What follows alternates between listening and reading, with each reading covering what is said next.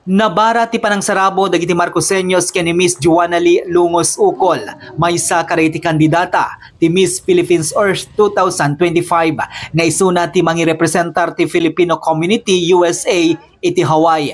Ni Miss Ukol ket tubo ti amana iti Barangay Santiago, Marcos, Ilocos Norte, ti met inana ket tubo iti Bisaya ken Dimakkel iti Maui, Hawaii.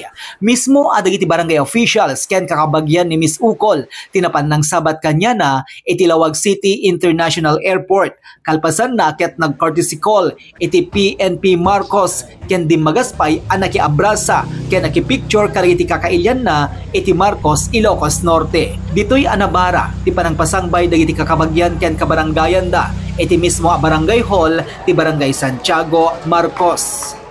Tawatag na di kada kayo amin asukti ayat din support tayo kada dito apo da namin may sa Facebook account na pagbutusan tayo ket dawatag kadi ang asinsin na may sa tayo nga mangitan duto dati balasang na napintas biag iti taga Marcos isuna ket the father natin ni Mr. and Mrs. Jimmy Ocolapo.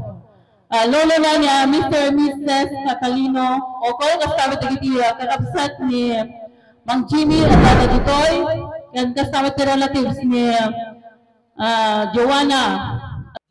Nagyaman ken dinawat na karagiti padang Ilocano kang runaan na karagiti kaprobinsyaan iti Ilocos Norte ti panang suporta kumakanya na iti biyang ti social media tapno ti kasta ket daytoy ti maysa ti mangitunda kanya na ti panagbalay gina iti Miss Philippines Earth 2025 amaangay intul August 10 iti karayti atawen iti Okada, Manila.